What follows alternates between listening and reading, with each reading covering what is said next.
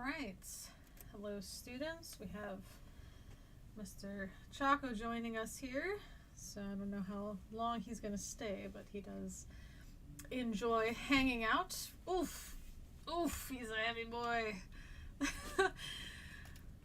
For some reason, whenever I am doing any teaching stuff, he likes to join us. So just getting a check on who's here. How you guys doing today? How was your day? Because I know many of you are joining us at sort of the end of your day, evening time. For me, it's still my morning. So just want to check and see how you guys are doing today. While we wait for you to answer, because there is a little bit of a lag, I'm going to take a drink of my mint latte. Yeah, do you want the coffee? Do you want it? No, you don't like it, do you? I don't know if you can hear him purring, but he is going away. Alrighty. So this is a lesson starting our geography section. And these lessons are based on a type of curriculum that's for students usually between the ages of 14 and 16. So hopefully this will correspond to you. And this will probably come from the first chapter. Now, this actually was missing. Part of this was missing from my textbook that I was using. And so I had to make some PowerPoints, and that's why I like using PowerPoints. I can just sort of insert what I feel needed to be said.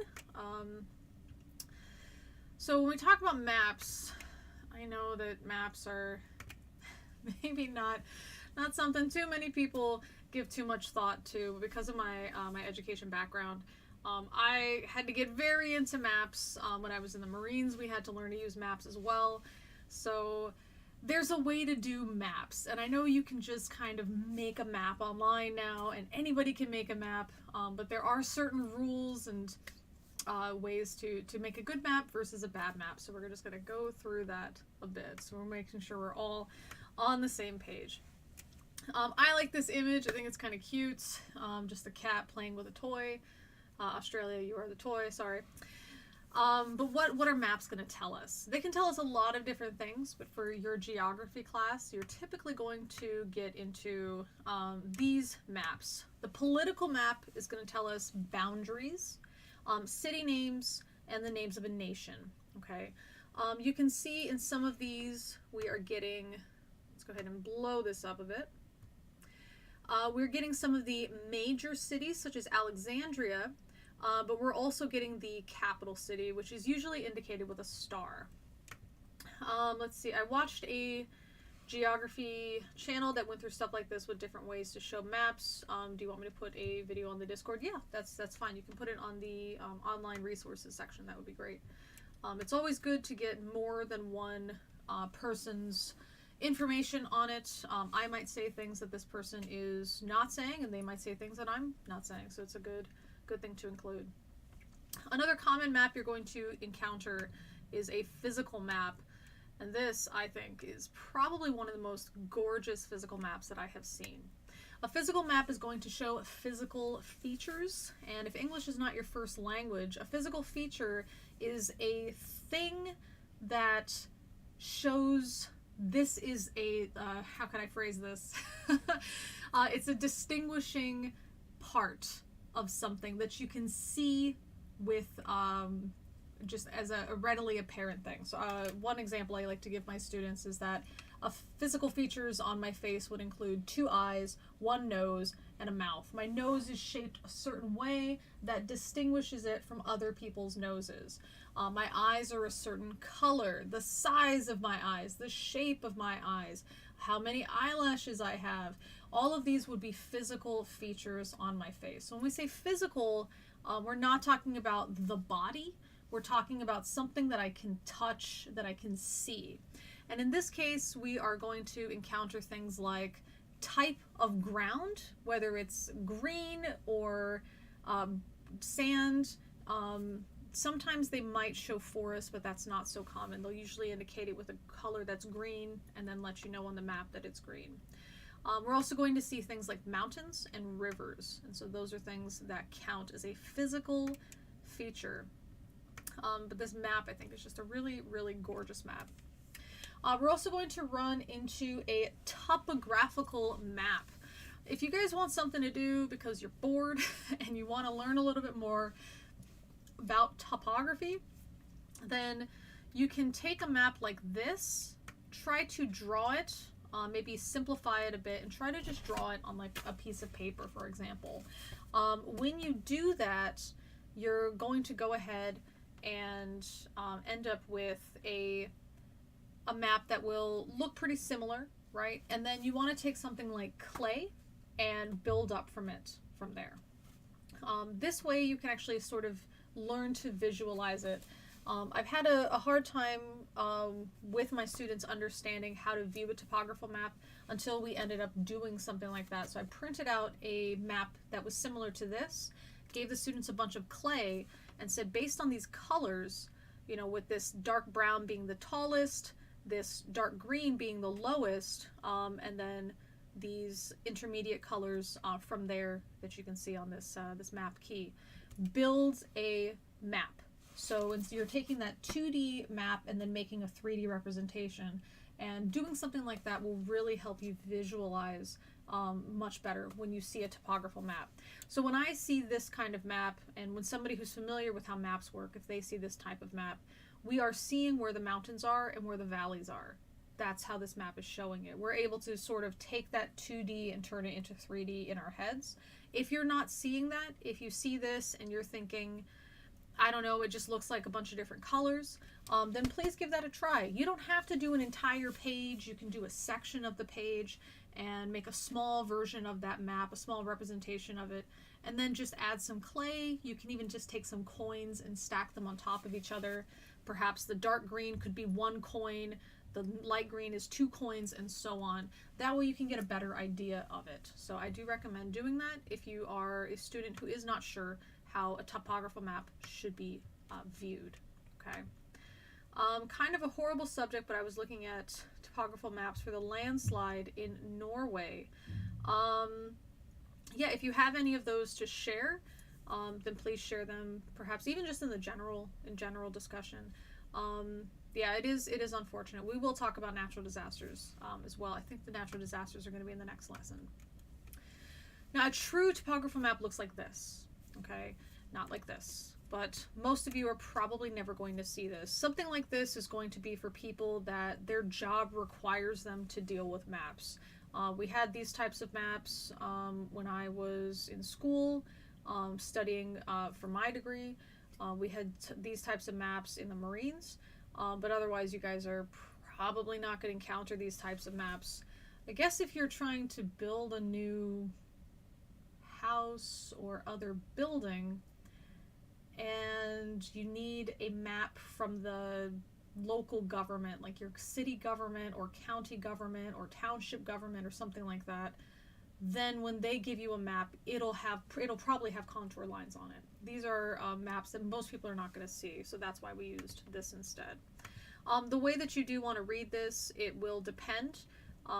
Instead of having this color key to explain this is how you read it, the key is actually going to have, it's going to explain the difference in the distance. So it'll tell you that the distance between contour lines, it will be something like, let's just make it easy, something like 10 meters, okay? So if that's the case, then we can see here on this side, because the lines are so close to each other, we can see that this is sort of a cliff. Because if each line is 10 meters and each line is very close to each other, we can see that it'll go down very quickly on that side and very quickly here. Where the lines are more spread out, that means this distance is 10 meters, so it's more of a slope to climb up there, as opposed to this distance being 10 meters, okay? Again, you guys are probably not going to encounter that, but if you do, now you know how to see it. You can also see here these rivers and why they're going to flow the way that they do, especially in this little section here where it drops down considerably very quickly, and same here as well. There's probably a cliff that dropped off and then perhaps cut into part of the mountain where there might have been like an underground river, and that river is coming out. I don't know where this region is specifically. I do know it's in It's in Africa somewhere, but I don't know anything specific about this region. But that's my guess, just based on looking at this map. And that's the hope, is that when you're able to look at maps and understand geography better, you can make these kind of educated guesses about what could likely be there. I didn't find any of the maps. That's what one of the students is saying here. Looked a little on the Street View, but it couldn't see much it explained there. We used the true topographical maps in school, probably because the color prints were expensive back then. That's also true. How do we know if an area is a hill or a hole? That's a really good question. So for something like this, we see like the summit point in the mountain, but it will actually show, I think this is no, this hatching here is like the start point. There will usually be a type of indication on the map key, which will have something like a line that will have another like perpendicular line to it. The line with a perpendicular line and another line with a perpendicular line, that indicates a hole, that it's going down in that sense. These are going up to this point, so this is going to be a mountain or a hill depending on how tall it is. Same with these here. But things that it's indicated by a different line, and that'll be indicated in the map key. So do check the map key, not only so you know the distance between the lines, but also what is representing an ascending line, which is usually just the line, and then what represents a descending line. And again, that's usually going to be a hash. So if it's going down from there, it's going to have some kind of hashing on there. Each line is a shell, a layer of an onion. Not really a layer of an onion, more like a ladder step. So that's more of a way to think about it. Again, you could absolutely draw this out on a piece of paper, and then I would use clay and not coins for this. But if you are bored and you need something to do, that is definitely something you can do. Another map you'll usually encounter in your geography class is the climate map. The difference between climate and weather, does anyone know the difference between climate and weather? I'll give you guys a second to answer that. And while I do that, I'm going to enjoy my coffee.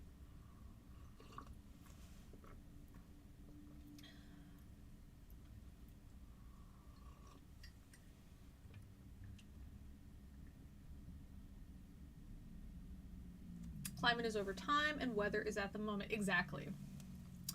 The length of time that we usually use for climate is 30 years. So it's a 30-year average. This does not mean that this is the maximum. Remember, the average is just add up the numbers, divide them by the amount of numbers, and that's the average. So if we have a maximum temperature in the summer in this section, so let's say we're talking about this northern section, which is the Sahara, and we find out that on average, or the climate indicates that the maximum temperature is, let's say, 40 degrees Celsius. That does not mean it can never be 41 degrees. And I think that's where some people are a bit confused, especially people that don't really understand what that means for like climate change. How could the climate be getting hotter if we still have a cold winter? So hopefully now just explaining that, you can see how those two concepts are very not related. Of course, you can still have cold spots in the summer, in the winter, that has nothing to do with the overall trend of the climate average increasing over the course of several decades. Another map that you guys will also encounter in geography class is your economic map or resource map. These are maps that you definitely need to use the key for. And let's go ahead and kind of make this map a little bit bigger if we can. I don't know why this is not hooking on there. There we are. Cool. Come on, you. There we go. Great. In this case, we have two different things that are shown. We have the way that the land is being used, and then also resources that we can find in the land. The land use is done based on color. So anything that is yellow, such as this region here, This is commercial agriculture. This is agriculture to be sold. Okay? Compare that to this light green, which is subsistence agriculture. This is agriculture that I use. So it's agriculture that these farmlands, for example, are used to feed a family as opposed to being sold for money. And you can kind of see the rest of these here. If you guys have any questions on what this is, let me know. The only one that I think that some people might not understand is this purple color, nomadic herding. So this is when you are a nomad, which is a person who your lifestyle is based on movement. It doesn't mean you're constantly moving. You may settle down for a few weeks or a couple months at a time, but you do not have a permanent house.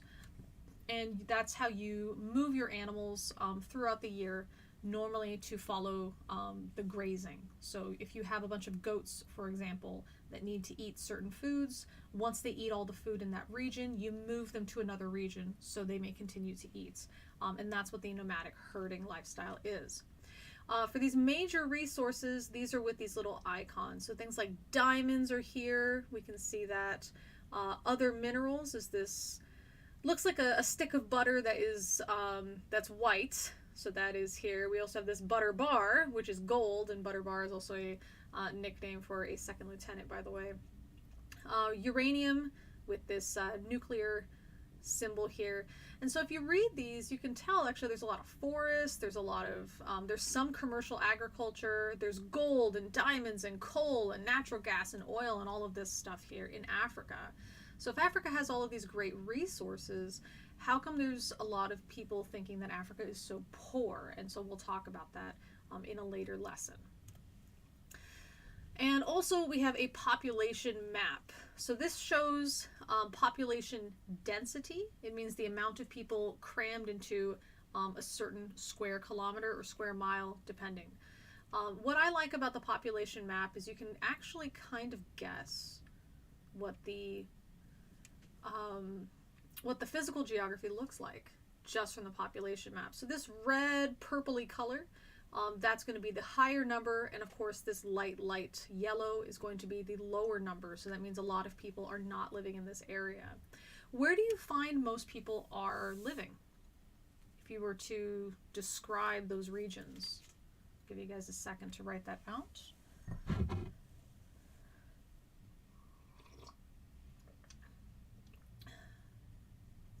Let's see. We had the worst winter recorded history in 2010 in my town, the most snow in the country for months, but with the summer the year was still warmer than average, right?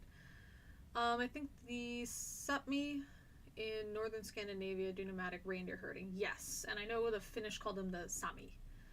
Reindeer are also a sustainable source of food. That depends on how, the reindeer themselves are not sustainable. It depends on how you harvest, if you want to use harvest, how you use the animal and when you use the animals and that sort of thing.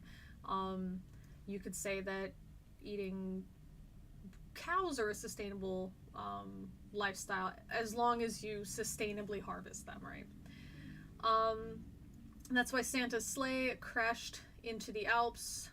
He was able to survive by eating all the reindeer except for Donner and Blitzen. Yes, except for the Donner party. Okay, there we go.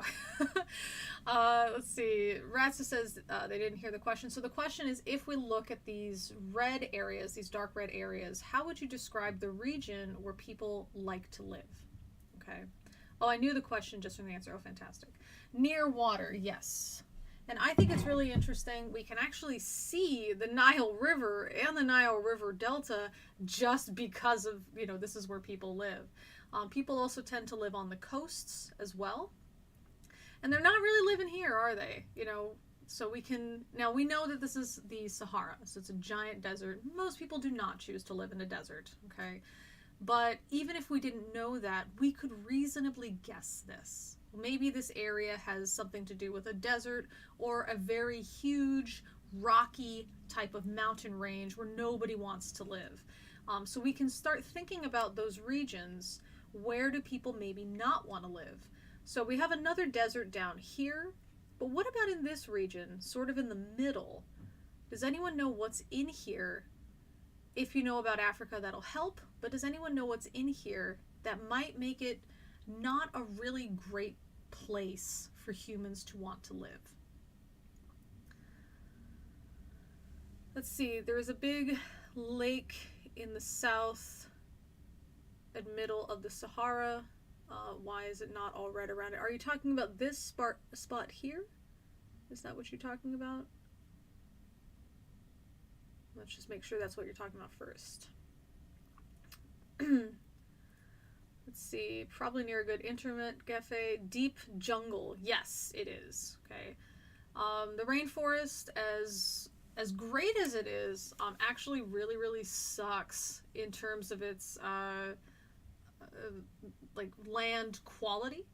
A lot of the stuff that can grow in the rainforest are things that eat the dead stuff that's on top of it. So just having too much of that water going through these rainforests, we're actually taking out those nutrients from the top of the soil. And so the things that are growing in the rainforest do so because they're able to eat from the dead stuff on the forest floor that's not actually in the dirt just yet. So we're talking about dead pieces of animals, we're talking about dead trees and that sort of thing. That means if I clear an area out and I clear out all of that dead stuff so I can make a farm, not going to work.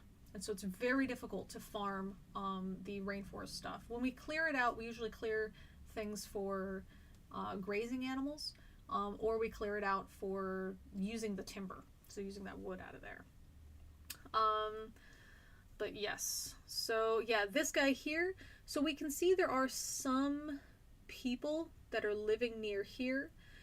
So what are some reasons though that you can think of that might not be too enticing to live near here? And so you said it's too close to a desert. That can be.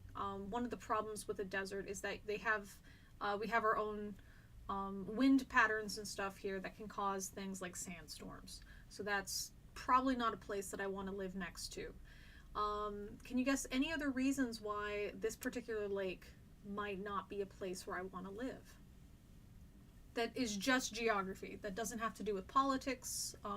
Because obviously if there's a war or something going on there, of course, many people want to move away from that region.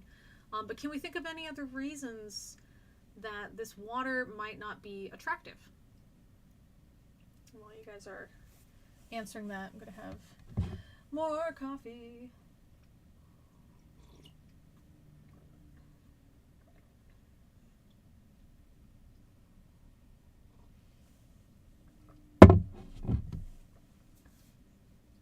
Maybe the desert is not great for life, toxic or dead. Using too much of the water makes the whole thing, I think you mean saline or increasing the salts, and unusable. Yes. Is there CO2? Is that the CO2 lake? So these are all good guesses, right?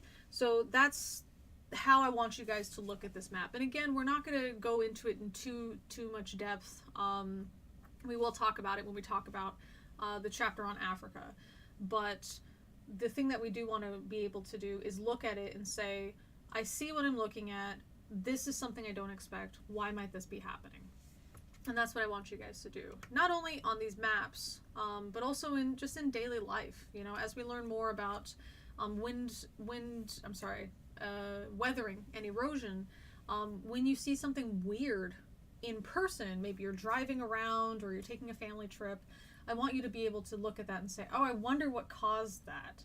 And that's a really good way to start learning more, especially because, you know, we're so fortunate these days to have like these computers with us wherever we go in the form of our phones. So if I look at something and say, oh, I wonder what caused that, I can know where I am and then look up an answer. So it can be very helpful. This one, we don't really use too much anymore because of these fabulous computers that we have that also double as a navigation system. But this is a road map, and so I don't know how old everyone is watching this, but when I was driving in the US, we had these large like books, and then you would open the book to a state name, and so it was all in alphabetical order by state name, and it would show you the road maps for all of the state. And some of them, depending on the size of the state and different sections that kind of got a little bit confusing, you would have these parts of the map that were blown up. Sometimes you had to open up the page, and it was, yeah, it's just really weird. Did anybody else have those big maps in their car when you started? Yeah, Sweden's map books are pretty small. I remember them fondly. Yeah, this was definitely not a good time.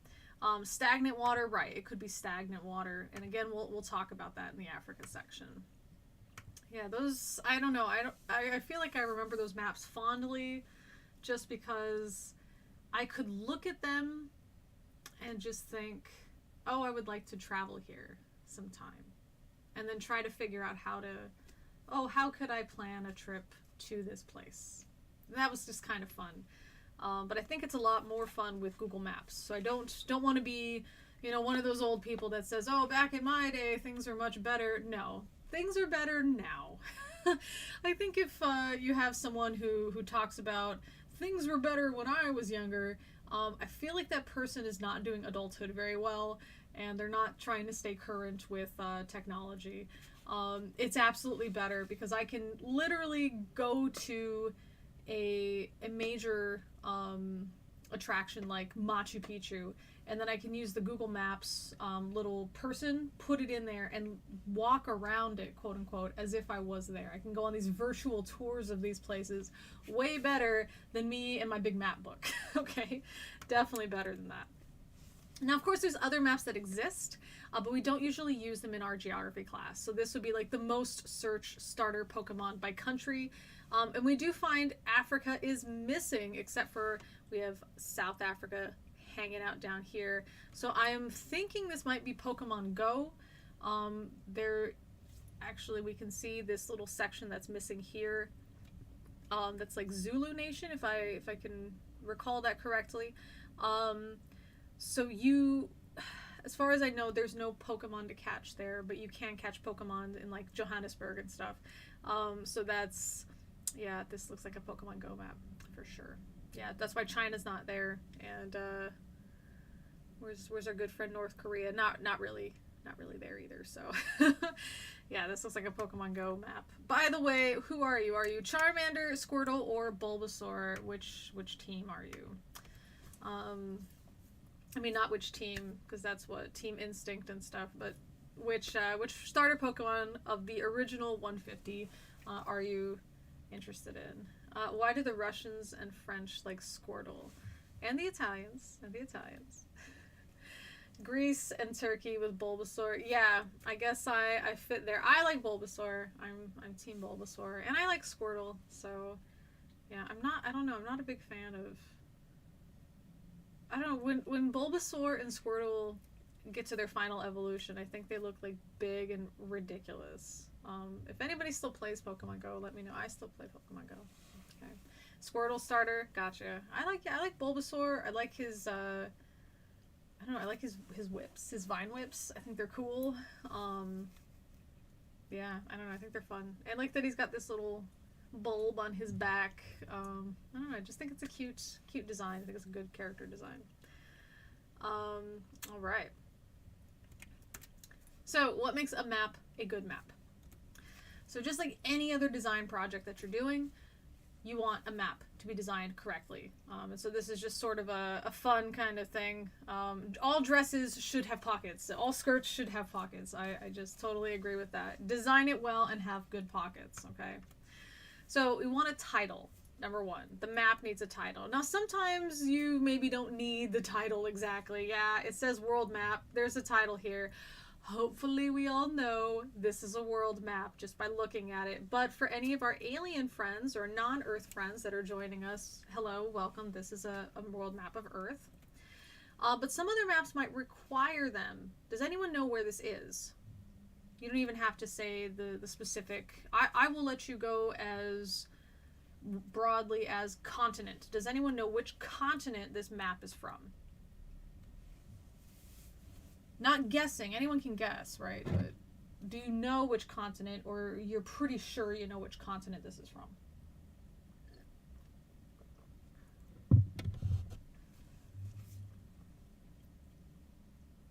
Yeah, Bulbasaur is super cute. Charmander is alright, but too mainstream, and I called you a hipster earlier. That's it, Ratza. You figured it out. You showed it before, but I totally forgot. I actually did show it before. You know where we saw it? We saw it. Oh no, I ruined it. That's okay. Can we make it big? Come on, get bigger. We saw it right in here.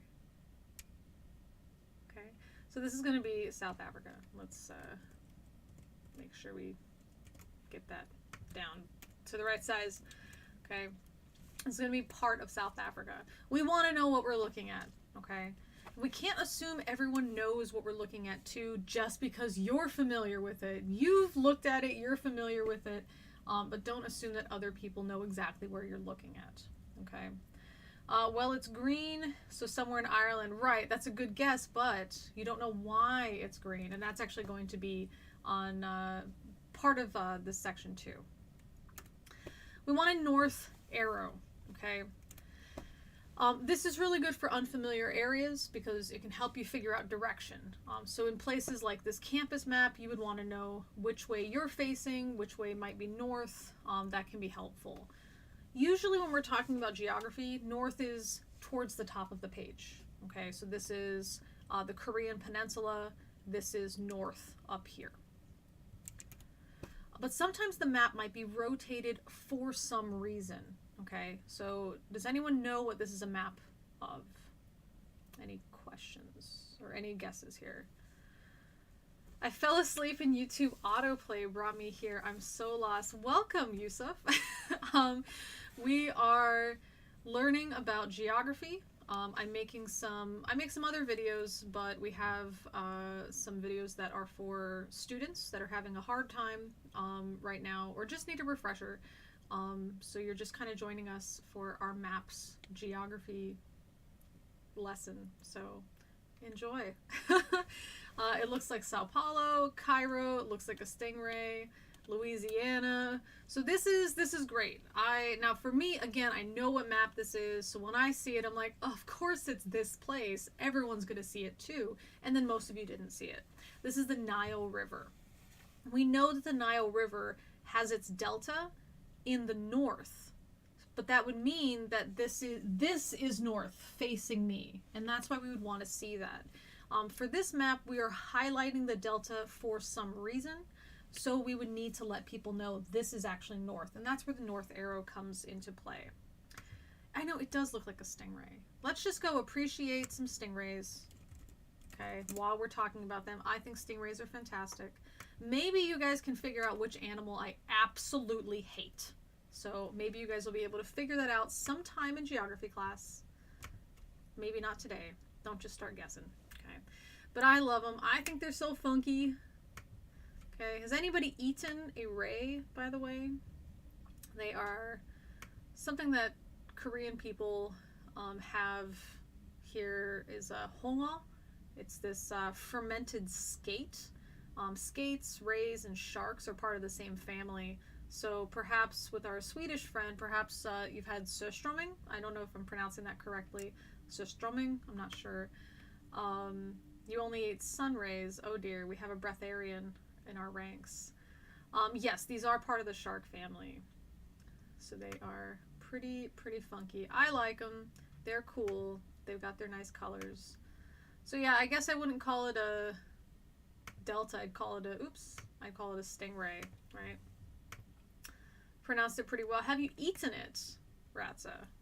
Have you eaten it? I've never heard it pronounced, by the way. I've only seen it written, so I was just like, ugh. I know how to pronounce the umlaut O in German, so maybe it's the same in Swedish, you know, fingers crossed. It's a tourist trap. No sane Swede eats that hex spawn. So that's good to know. It's the opposite in Korea. Hongo is not something that most people are going to eat, definitely if you're not a tourist, or if you're a tourist. But it's something like older people eat when they drink this type of alcohol called makgeolli. I've only eaten Ray because we were trapped in the snow and he was playing way too much Nickelback. My goodness, you guys and your puns. That's a good time. No, puns are good. Your teacher making puns is because we can't yell at you, so we make puns at you instead. We can see all the fun stuff that I had searched here, especially are good. This helicopter was a lot of fun. I like this helicopter. Like, just look at this design. This is a cool design helicopter. No, but what I was going to show is Hongo. I just need to switch my my keyboard real quick. Hongo. So that is this guy, and then this is how it looks when it's fermented. Fermented, it's not a good time. It's high in, what is it, uric acid? That's just how the shark family is. And so you end up with this really strong smell of ammonia. So if you have ever cleaned your windows with that blue ammonia solution and you thought, I wish I could lick this window, this smells amazing, and spray it in your mouth, if that's you, go to the doctor, but then also maybe you would like this type of dish. I don't smell that and think, delicious. So, no. I have a story of this if you guys ever care to hear it, but I don't want to get too off topic. Steve Irwin died from a stingray barb. Yes, it hit him right in the heart, didn't it? Quite terrible situation. So the north arrow needs something that says north on it, just so you know that the direction is being indicated. Don't assume that people will understand what you mean, so you do want to put, an N. You can put the rest of the cardinal directions here. You can write north. It's up to you how you want to do this. A lot of them are very simple. This is a very common north arrow. But basically, if you want to get creative with your map, a map maker is a cartographer, by the way. This is where you can get creative. This is it. You don't want to get creative with anything else. You can get creative with your north arrow. That's it. Don't get creative with anything else on your map. Please, please, please, please, please. All right? So these are just some cool examples of different north arrows. If you guys, again, do need something to do, you've been stuck inside and you're just like, I want to draw something, but I'm not really sure what to draw. Draw a north arrow, decorate it, make it fun. A scale is something we definitely need, especially for road maps, but this basically shows distance. Usually, this is going to help us with, again, road maps if I'm planning a trip. But it can also just help me if I'm not really sure what the size of this nation is, for example. The scale is going to be right here. And I would take the way that you have to do this is like physically. So I would take a ruler, I would put my 0, let's actually make this bigger so you guys can see it. Cool.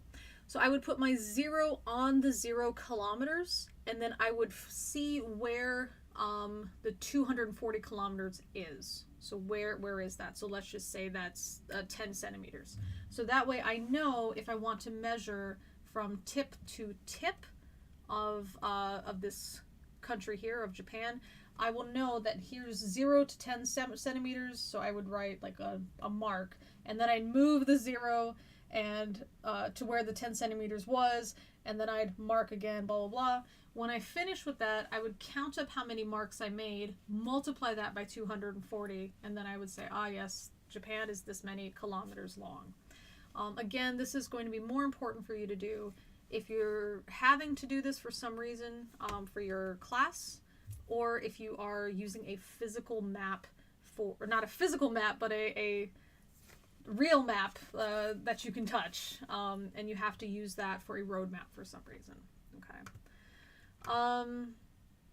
What's up with the north arrow on slide 25? Yeah, it's a pretty funky one, isn't it? For whatever reason, it is tilted. So perhaps they're trying to show something in a direction. So they're saying this is north, but the direction that we care about is actually over here. You may need a protractor. So this might actually be in conjunction with using this map and a compass and a protractor, so you can go into a certain position. So that's that's how you might use that.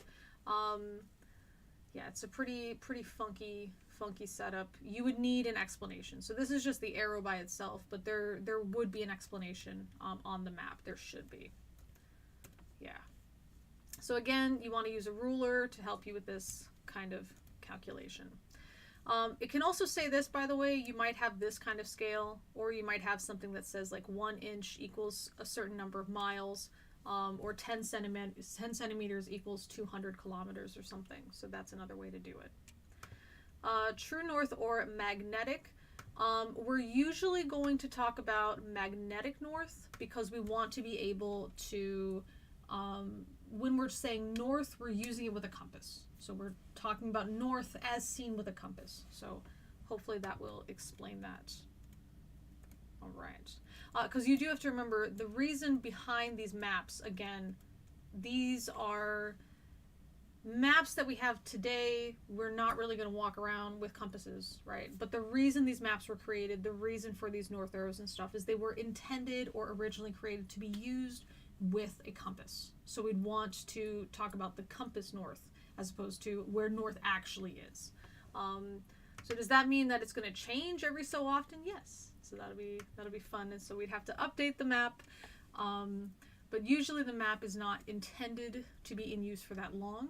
I guess if you're finding a very, very, very, very, very old treasure map, you would want to be sure to understand if the magnetic north had altered between that time when the map is drawn and then when you have the map. And the reason I'm smiling is because I'm just like thinking about, oh, if I found like a really old treasure map, and that would be very exciting. So that's why I'm smiling about that. Just thinking about finding an old treasure map. It sounds very exciting. Let's see what you guys are saying. Google Maps on PC has a distance measure function. Right. This is for students, again, that are in class that are probably required to use maps that are in front of them, and they can't use any other technology. Also, if you just happen to get stuck somewhere, I guess if we have one of those, post-apocalyptic zombie situations and all of the Wi-Fi goes down or something, we can't use internet. Drafting ruler works really well in map distancing. It sure does, but do remember, if you're going to make a map, do not assume that most people are going to have a drafting ruler handy, which is that scale. So if you guys don't know what those look like, or an engineer scale, yeah, these guys. So the reason they're called a scale is because you're supposed to use them to scale something up or down, and that's why they're not called a ruler. But if you have one of these, it can be very helpful. But again, don't draw the map assuming somebody has that, because most people don't have that handy. I have mine, but I don't have it handy. I don't know where mine is, but I have it. 1 inch equals X miles isn't very useful in the digital age. Exactly. And that's one thing I wonder about, how much of this are students really going to need.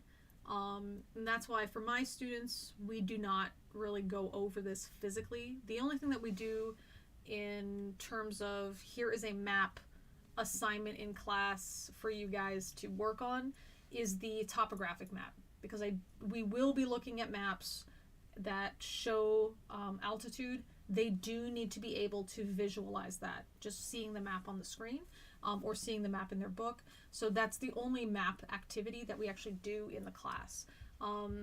Otherwise, yeah, they're not going to need to know scale. Do you know what I mean? If you go into a job where you're working with a lot of paper maps, you're going to learn to do this in college. You know what I mean? This is not something you have to do. I don't like busy work in my class. I don't like making the students do something just for the sake of it. And yeah, like for this one, the assignment is design a north arrow, get creative with it, have fun with it. It's a very creative, fun little assignment just to get them in the mood for maps, but it's nothing that's make a bunch of calculations and do all this other stuff. I don't think that's helpful. You know what I mean? I don't think that's a helpful thing. And also to remember that the north arrow is the only part where you can get creative.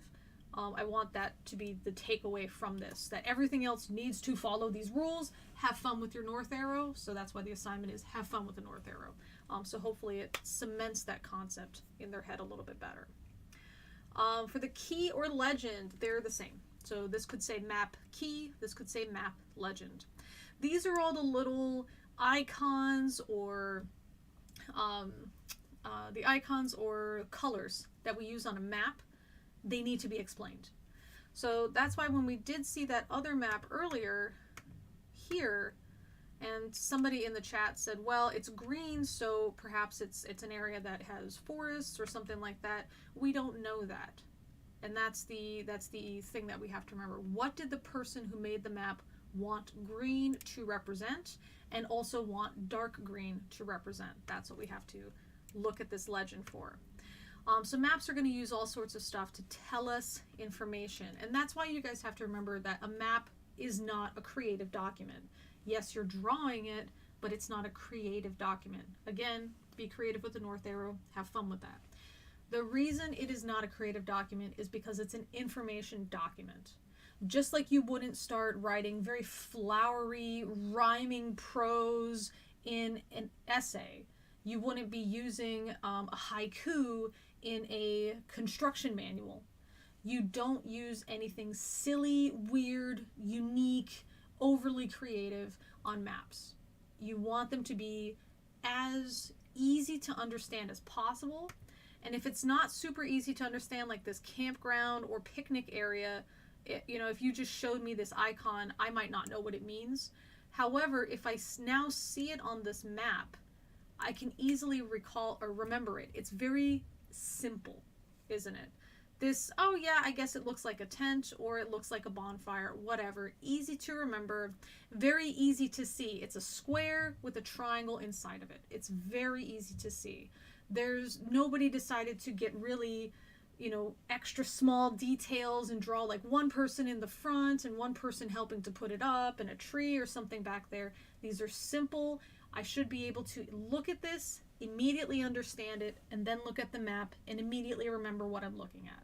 That's what a good map should look like. It has to be very, very informative.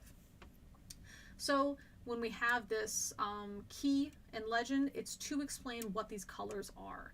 And so in this case, if we make this a little bit larger for us to read, we have things like nature conservation in these dark purple.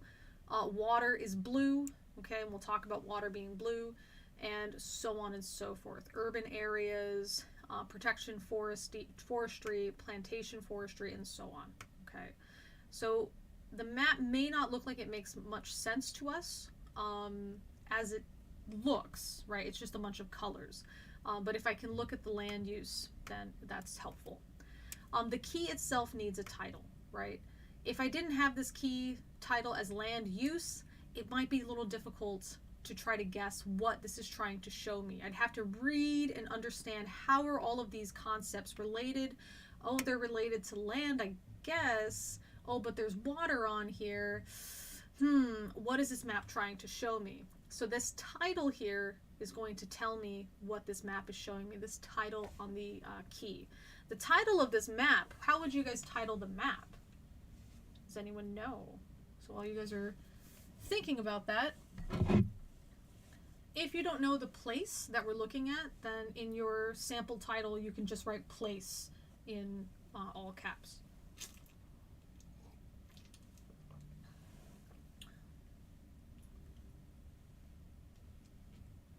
I'm petting my cat while you guys do this too.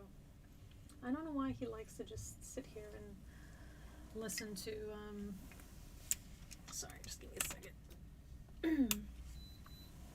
I don't know why he just likes to sit here and listen to lessons. I don't know. Okay, resources, land shark activity, because Australia, that's true, it is Australia. We're not looking at resources though, right? We're looking at the way the land is being used, not necessarily the resources that are being taken from that land, such as a specific type of farmed item like corn, for example. And we're not really told what is being mined. So there's mining, but we're not told what is being mined. Additionally, urban intensive areas, these are like big cities, that's not going to be a resource, not a natural resource anyway. So a map, we would want to include Australia, and it could be something like land use in Australia. That would be a simple title. Again, the title is, we want it to be short and descriptive, but not overly so. So we could, just call this Australia's land use. We could include a date, so something like Australia land use, 2018, something like that. Is Greenland the same size as Australia as depicted on most world maps? So, one way to check that, and we'll talk about that in just a second for the map depictions.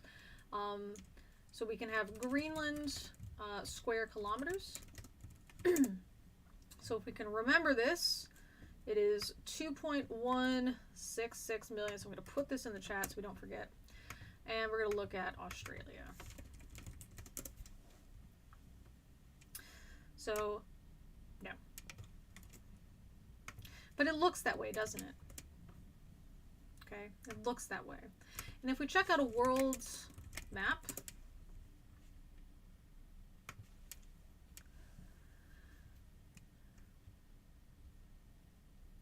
Australia and the United States are approximately, well, they're roughly similar in size. But doesn't Greenland look really, really, really, really big? Doesn't it look huge? And honestly, Africa doesn't look all that big, does it? Africa is gigantic. Absolutely gigantic. If we want to see true size of Africa, this goes inside India, all of China, all of the continental or contiguous United States, Spain, France, Germany, Italy, the UK fits here, Japan fits here, and some other places fit here. This is the size of Africa. Does it look that size on this map? No, it certainly doesn't. If it looks like if I put China in here, that would take up the majority of the map. The United States looks roughly similar in size. So it doesn't even look that big. Why is that? Does anyone know why, by the way, this happens? Why does Greenland look so big? Look at this. Greenland looks like it's double the size of Australia, doesn't it? But we just found out Australia is like 3 times the size of Greenland. Sweden looks too big, okay. Greenland looks way larger. It sure does. I watched a video about why maps look like that. Let's see. Yeah, so your message was blocked, Taiwei. Remember, we want to not say swear words. This is a video that is supposed to be used for high school students. Okay. But yes, it has to do with non-Euclidean surface transposition. Exactly. We're trying to put a spherical map on a 2D plane. One thing I asked the students to think about too, just to sort of get this idea, is if I had cut around my skin on my face and then pulled my skin off of my face, my nose would look like it shrunk, right? And especially if I'm starting to pull on sizes, it will make my forehead look bigger. My cheeks would look longer than they actually are. And so one of the, let's see, we do have a ways to compensate somehow, and it normally means things look further from the equator, looks bigger than it really is. Exactly. So that's how we end up with these places in the middle around the equator looking like they shrank, whereas places that are away from the equator look like they're larger. So this is one reason it is important for us to understand the sizes of it and also understand why it looks that way. Again, it's just taking a 3D concept and putting it into a 2D situation. It's not going to look exactly correct. But do remember, Africa is gigantic. Okay, it's a huge, huge, huge place. All right. So, the key, again, should have a title. Especially look at oil blocks in the Western Amazon. Cool. That's a great map title, right? Great map title. We know what it is. But it might be a little difficult if we didn't have this title here. And this would just be least. Well, what is least? You know, is this land or what? That's least. So it's oil sections or oil blocks. Moving to Iceland. Yeah, exactly. I wish no mosquitoes. It's a good time. If the map is pretty similar to, or the key and the map title are pretty similar. You can just call the key, or the legend. For example, this is a political map, so we are going to see the standard stuff on a political map. A border, borders for between this nation and the nations outside of it. We're going to see the major cities. We're going to see capital cities. And that's what we see here, right? So the state capitals are going to be those major cities, and then the country capital is that red kind of star, well, actually red square looking color. Speaking of colors, another fun fact is Iceland is also the name of a grocery store in the UK, and they sell frozen food. Interesting. I'm not sure what Frakdang Beaches is, or testing. I'm not sure. If you're trying to mess with any like the thing that triggers the message blocking, the automatic message blocking, please just don't. That's not what this is for. This is a class. Okay. This is not for you to try to be like edgy. Okay. All right, cool. So the colors here, there's no rule, laws, or anything like that about map colors. You can make your map look however you like. That being said, please don't. Okay. There are strong recommendations for your colors. There's just stuff that you don't do. Okay. Number one, water is blue. Water is blue. It's water, that's blue. Okay. So we do want water to be blue. Now, these are both maps of Eastern Europe, but if you didn't understand what Eastern Europe looks like, which parts of this are Eastern Europe, this red one here is pretty easy to see. This is a big map, and this red part is Eastern Europe. However, if you're looking at it like this, you might wonder, well, is all of this map Eastern Europe?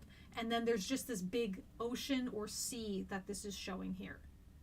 Okay, now, of course, if you read it, you understand it. Maybe if you don't understand it and you have to look up, well, what is Ukraine? What is Moldova? And you look it up, you realize, oh, these are nations that are inside of Eastern Europe. I see. All of the colors represent Eastern Europe. Cool, you could find that out. But the fact that you have to find that out, the fact that you need to pay close attention to it and realize, oh, Turkey, that's a nation, not a sea. That's the problem. Remember, with a map, you want to just get that information as fast as you can. Somebody should be able to look at the map and immediately know what's going on.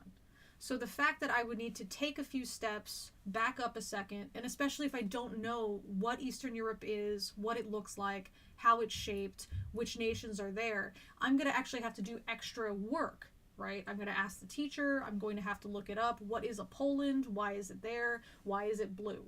So that's part of the problem, okay? Yeah, again, there's no law that you're breaking, but your purpose of creating a map is to quickly convey information. And if that's not what's happening, you've made a mistake in your map. Different patterns is better than different colors, but don't go crazy with it, okay? This is going too far. All right. Now, some maps are only in two colors, okay? So some maps can be, some colors can be hard to read, and some maps are only in black and white. And that's why we want different patterns as opposed to different colors. So we can see here, it's pretty easy to see what we're checking out here. We're checking out some major continents. We don't have Antarctica on this map. For some reason, they left off, I don't know why they would leave off these islands here. Tasmania's missing, and Japan's missing. I'm not sure why this is left off. You would have to ask the person who made this map. But that being said, it's easy to see this part doesn't go with this part. This is black triangles on a white background. This is white dots on a black background, right? It's very easy to differentiate that. So if we had tried instead to use different shades of gray, that would be a lot more difficult for us to understand this map, right? So that's why we want to use these patterns. Okay. The other reason we want to use patterns more than we want to use colors is because people that have some issue with seeing color, some type of color blindness, there's not just one type of color blindness.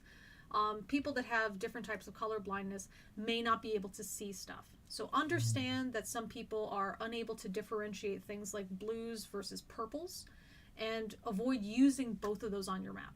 Okay, so instead of having different shades of purple plus different shades of blue, it's better to have one color in different shades versus the same color in shades with some kind of pattern on top of it. And that would be a better way to differentiate it. Okay. Is there a standard map that is acceptable to users from all countries? What do you mean standard map? Like a world map, or map standards, like the way that we want to draw it, where blue is water and that sort of thing? Sorry about the age groups. I will think about the tiny tots. Again, we don't have to insult the kids that are joining us and calling them little itty bitty babies. They're not. They're here. They're trying to learn. The issue is that if you start including profanity and trying to get around any kind of profanity filter, so you can include profanity, if their parents find this and they're just genuinely trying to learn and they find this is a very helpful way to learn, but then they see that some people are writing different kinds of profanities or other kinds of things that are not appropriate for minors, their parents might stop them from watching this, and that's not fair to them. Just because you want it to be edgy, go be edgy somewhere else. Do you know what I mean? No one's telling you you can't be edgy. This is just not the place for it. Okay. A star map. What do you mean? The constellations? Or are we talking about this cool map? Oh goodness, what was it? The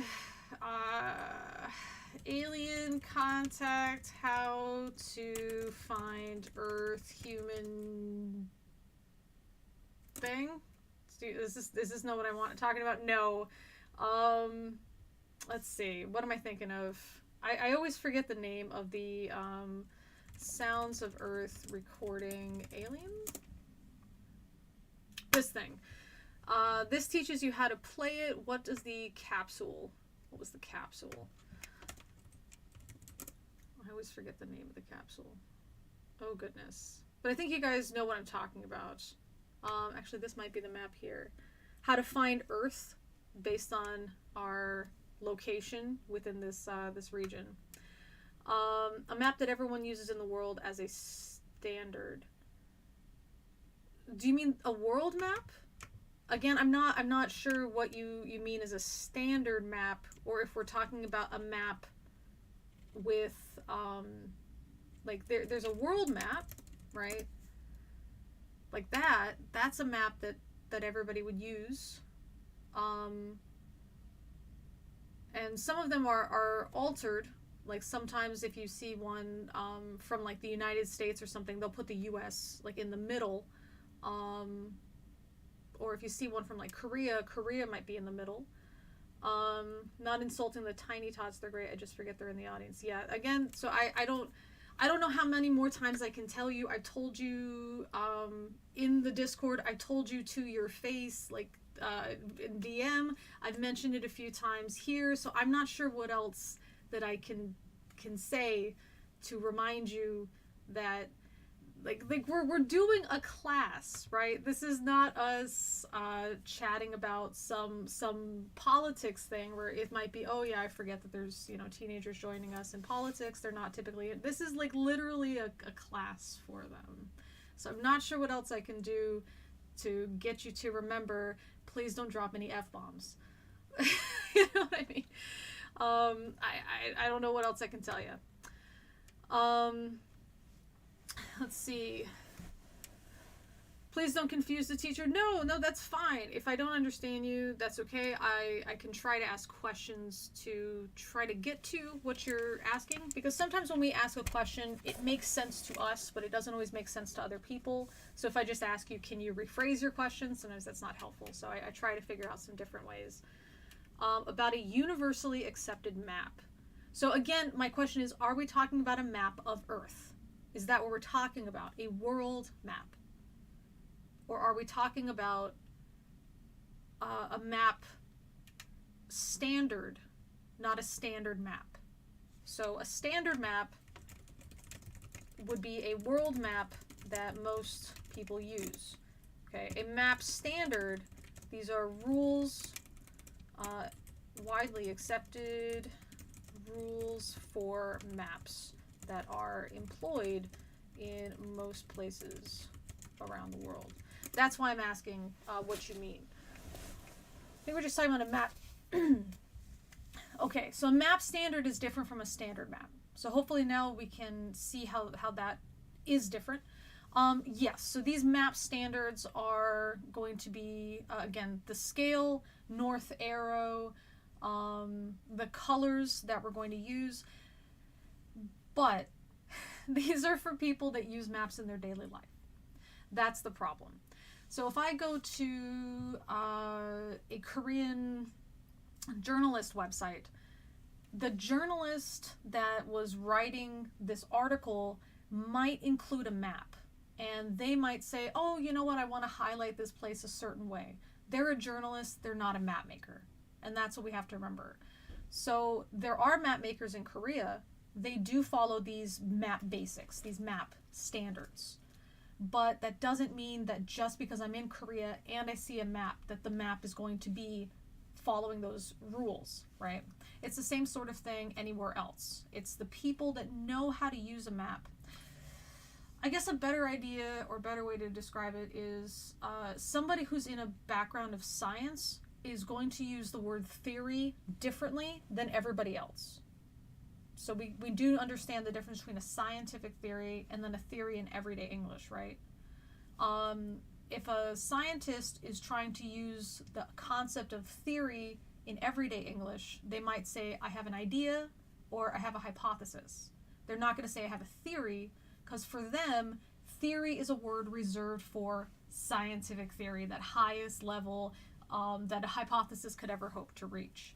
So in the same way, there are people that work with maps, and they all know how to deal with these maps in the same type of way. They know that blue is supposed to be for water and whatever. However, because anybody can make a map, those people might be making different kinds of mistakes that a person who knows how to deal with maps is not going to make as well.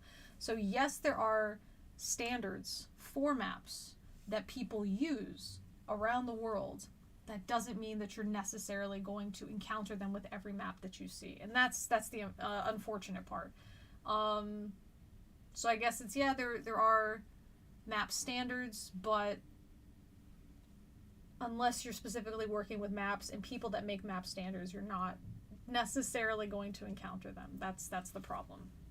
So hopefully the idea that we can be able to convey here is now you'll see how to make a good map, and then because of that you'll be able to tell if you see a map that's used on the BBC or something, oh, this was made by someone who is not a map maker, or oh, they don't have a background in maps. That's the hope, at least. So we can at least show you this is the correct way to make a map based on these standards. Now you'll see when somebody who doesn't know how to make a map made a map. Yeah. So I guess no. No, there are map standards. As I said, there are map standards. Period. There are map standards that are used around the world. Yes. However, that doesn't mean that just because those exist, that any old person putting a map together knows the standards. Again, to use that example of a journalist is probably not going to have a background in maps.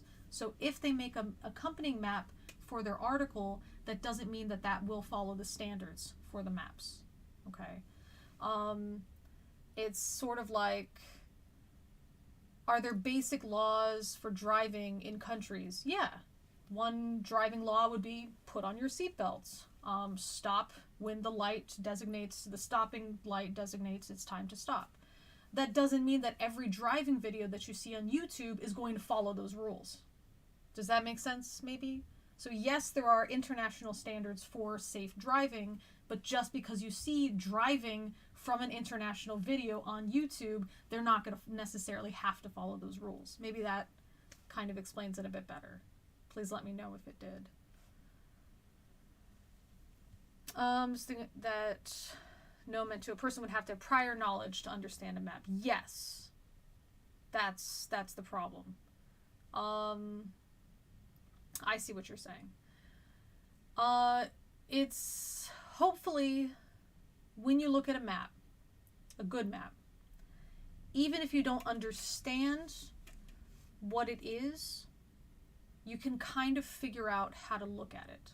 So even when we talked about those, I would say those maps that you guys would, most people would probably never encounter.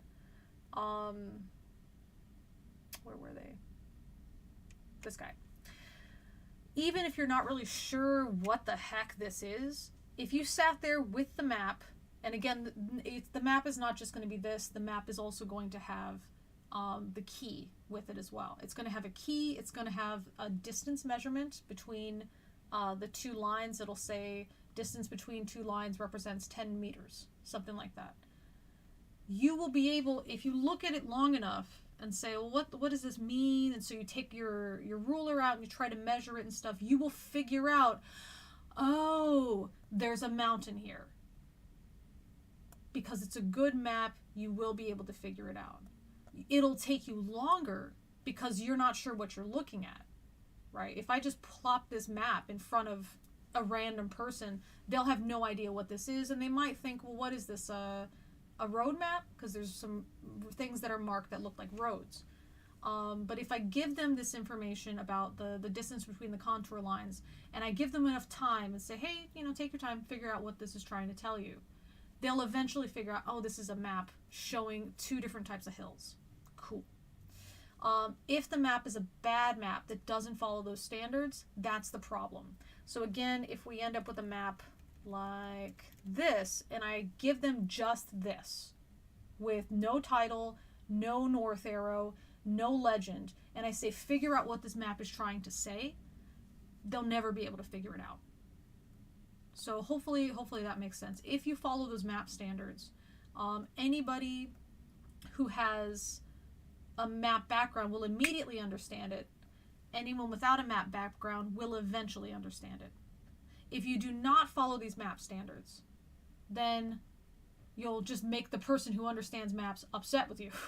And then anyone who isn't familiar with how maps work, they'll just never understand what's happening or what you're trying to show. So hopefully that makes sense. The map, again, should be self-explanatory. That's what a good map should be. And this is how we can avoid certain problems. Okay? So again, we wanted those patterns rather than colors. But you don't want to get too creative with patterns. Okay? I really hate this map. All right? Now, we don't know what this map is trying to show. We do know that these are represented with different flags for some reason. There's something with money, and it could be, the amount per state equivalent to some country's GDP. We don't know. That's what we can kind of try to guess from here. Why do I hate this map? Besides the fact that there's no title. What's wrong with it visually? Can anybody guess? The teach that is abstract art. Hey, make it abstract art. Don't present it as a map. That's the issue. It's abstract art. It ain't no map, though. Okay. So what's wrong with this? You're worth Georgia. All right. Georgia's getting a lot more popular these days.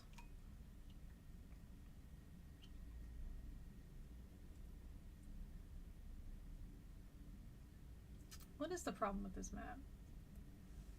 Yeah, okay, maybe there isn't some stuff, because,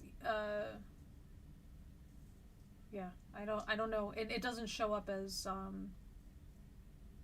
because it'll highlight stuff like, hey, this looks like there's a bad word in here or something, or someone's trying to post a link.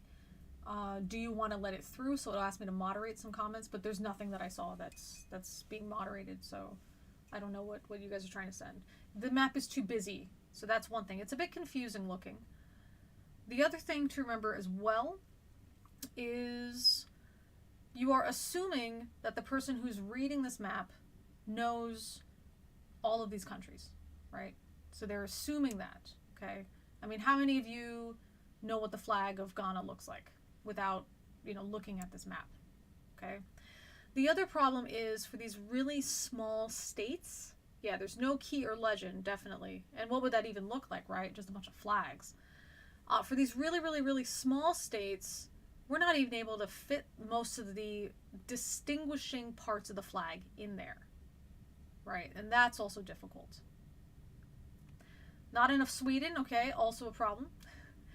And finally, like I said, do you know the flag of Ghana just off the top of your head? No, and that's okay. You don't have to, because it says right here Ghana. It says right here Jordan. It says right here Israel.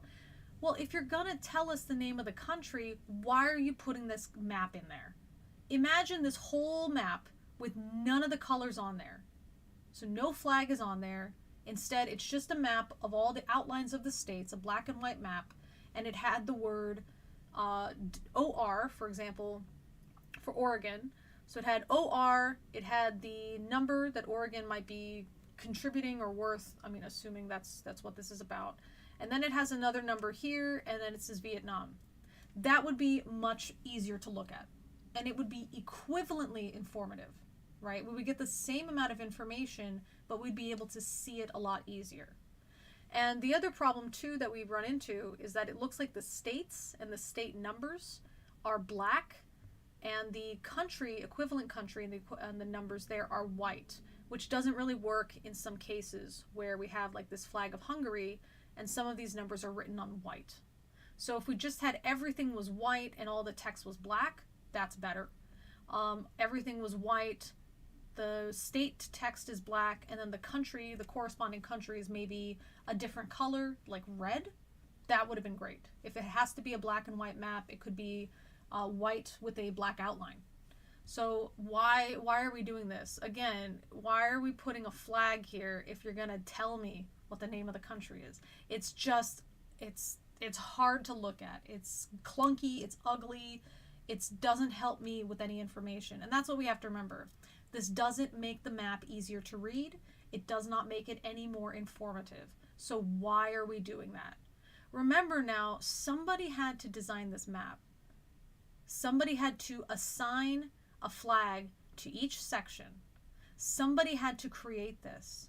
How long would it have taken to make a black and white map with none of this background there, with only the written information, versus all of the written information, two different text colors, and then having to cram all of this all of these colors together?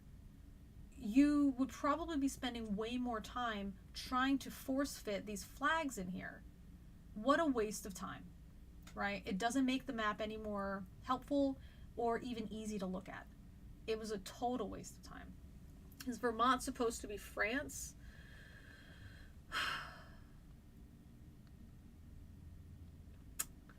Gosh. No, are you thinking up here?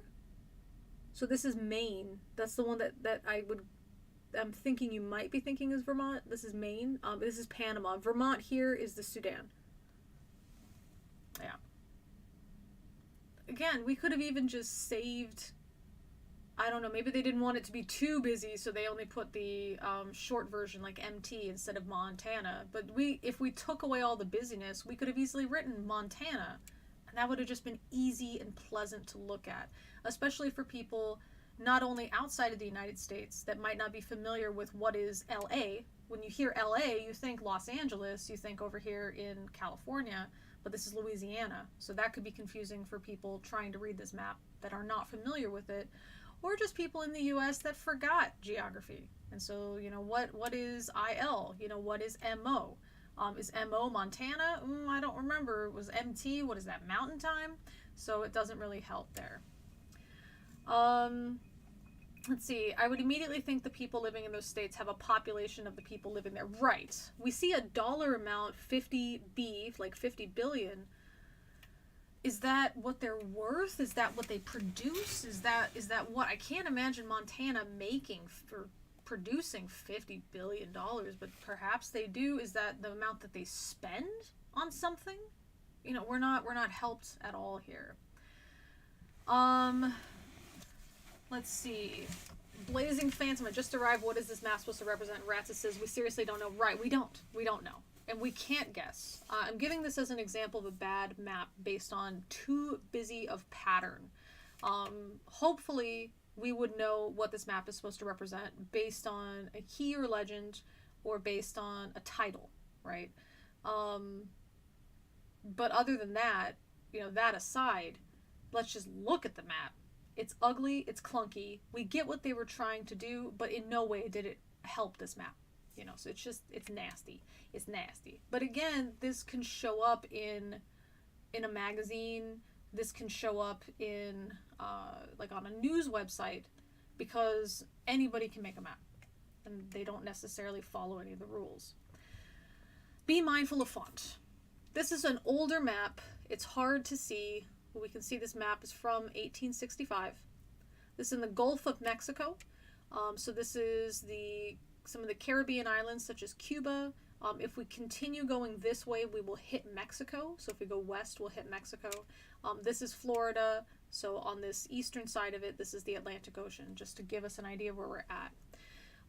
One of the things that we have to be careful of with the font here, assuming that we would blow this up large enough, we would be able to read it. That's fine. It's not the font size. It's how the font does this. So if we start reading, like over here, if this is the start, and we're trying to read it this way, we end up having to read it like this, even upside down. Of course, we don't want to do that. Acceptable ways, does anybody know like an acceptable way to do something like that? We actually saw it in this ugly map. It's to draw this line and make it straight, and then put something here that's straight. If we can't do that for whatever reason, we'll put the text at a 45-degree angle. That's it. Those are the ways you do it. It's either here or it's here. That's it. Best is if it's in a weird position, draw that leader line, make it straight, and then write your thing. So that's the best way to do it.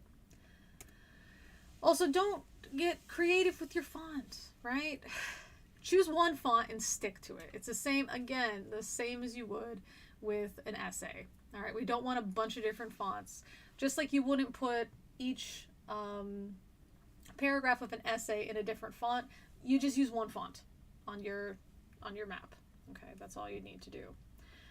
I looked at Florida and only saw 04T, so I read it as FL04T. That's good. That's good. It reminds me of the ID10T form. I don't know if anybody knows the ID10T. So a bad map. So what are some things other than this that make maps bad, right? It's pretty much, let's see if we can figure out how to fix them. Okay, so they're going to be committing one or more of those crimes that we saw earlier. I'm going to resize this, by the way. Cool. So let's figure out how to fix this. And I don't know if anybody saw this from RuPaul's Drag Race, but this is a very orange map. Okay, all right. What are some things wrong with this map?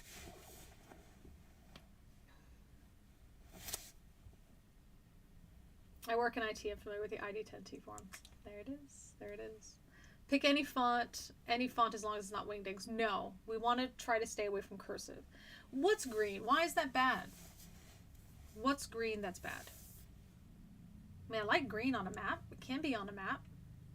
Water's not blue, right? What color is the water? It's this light green color. What is light green on the map? South America. So what, all of this is South America? Oops. Okay, yeah, the water is green, so that's not good. What else? We have now this section over here. This kind of tells us South America, Amazon rainforest, Acre State in Brazil, home of Sky Rainforest Rescue. So we can kind of guess this is the Sky Rainforest. So how would you title this map, by the way? The water is not in South... Yeah, there's no water in South America, right? So that's... Or the water is not South America. Exactly, right? This is not South America here. This is South America here. So maybe they're talking about this. I did not alter this map, by the way. This is how they had presented it. Okay.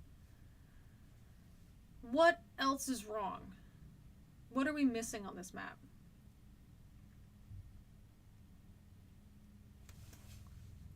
Are both maps part of the... Yeah, this is how it was presented. So when I found this map, this is what popped up. So it's like a single map.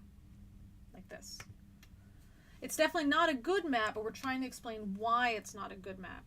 Good is not a very descriptive word. So when we're talking about geography, we're more of like a science, right? So we don't want to have words that are a bit ambiguous. So it's not a good map because, right, we're missing a legend. No other states are marked. That's true, but we're not showing states, right? So they don't necessarily have to be marked. Globe versus flat. I'm not sure what you mean here. We can have, we're kind of blowing up South America. So that would be okay. Is the world flat? All sources say no. All of our understanding says no. What are some other issues? No north arrow. Let me ask you a question. What is this map showing us? What is the title of this map? There's no title, right? What are we looking at then? What would you guess would be the title of this map?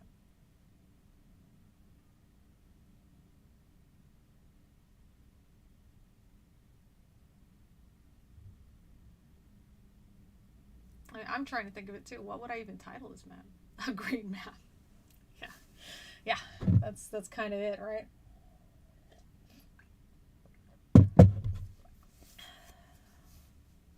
There's both a globe and flat next to each other as if they're the same. So there's nothing particularly flat about this map. This is not, so a flat earth map does not look like this, by the way.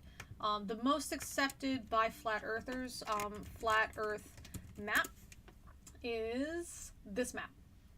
I forgot the exact name about this map. It's the, gosh, I forgot the name.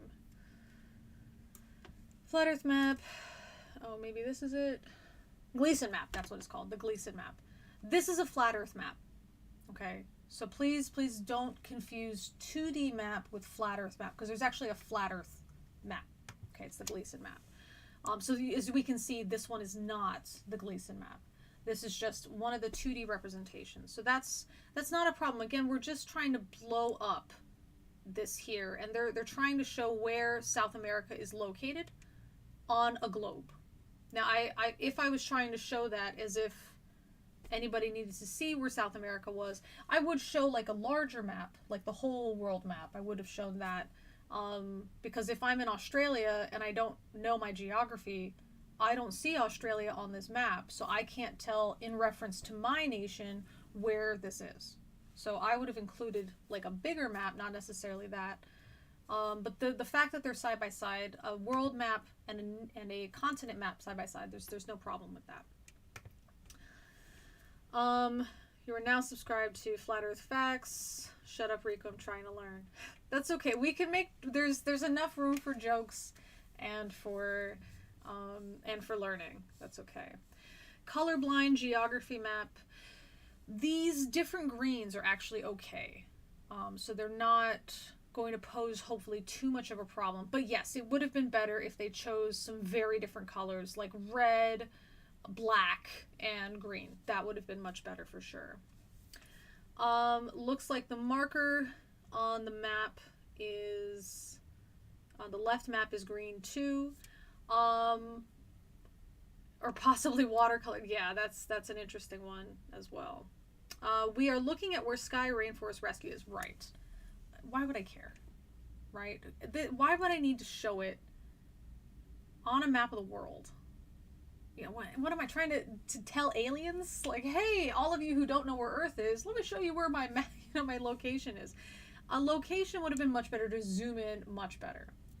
Another problem that we're running into here is if South America is light green, then this dark green and darker green are not South America. Right? How? What? Doesn't that seem a little bit strange?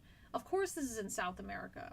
The way that they would have done this to show it's here in South America, but it's a different thing, is they would want to put lines. So they would want to have lines of this color plus lines of the Amazon rainforest. But again, why not just show us what?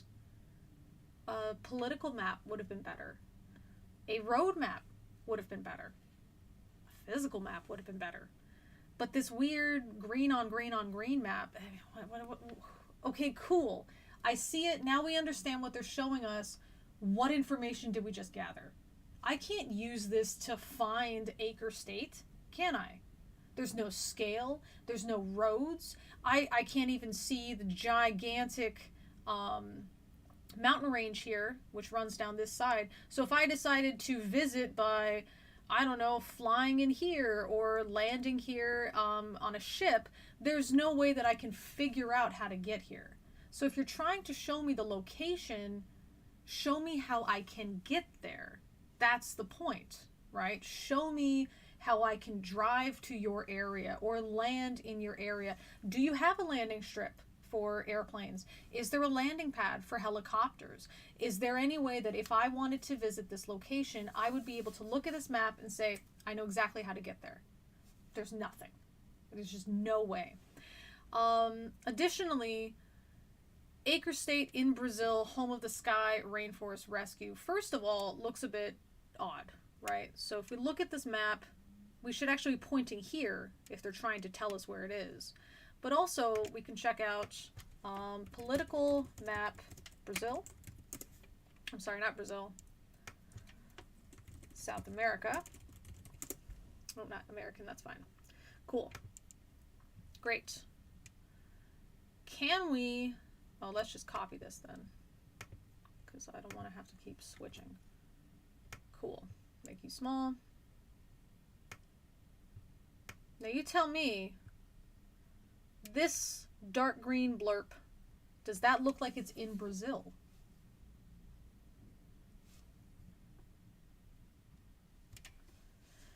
A GPS, yeah, that would be nice to have geographical coordinates. Okay, where is the actual country? Right, we're not even seeing the outline of Brazil. That would have been better.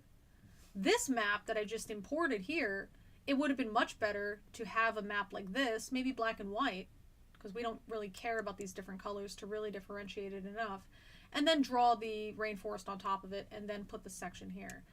Now, Chief says it looks like this dark green blurb is in here. I might disagree.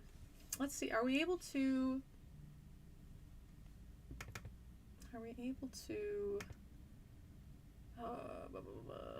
format options?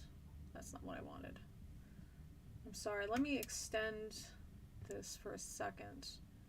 Not replace image. Size, recolor?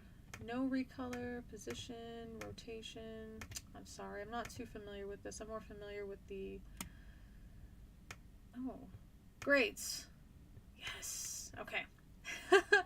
Now we have this. Da, da, da, and we can try to get them roughly the same size. Okay, we're getting there. We're getting there. Let's move this over a bit so we can put them on top of each other. Maybe we'll have to extend this like this. Okie dokie. Okay. And this needs to come in a little more. All right. Is it in Brazil? Now we found out the answer. Right? We can see it right through here. This is where it's at. Oh, it's next to Peru. That would have been helpful. It's on the border of Brazil and Peru. That would have been helpful. Right? It's... I mean, just look at all of this nonsense we just had to go through to figure out where it's located. Okay? So that is... Why? Right? A map should be something I immediately can understand just by checking it out. Okay? So we're going to resize this back to normal. Maybe-ish.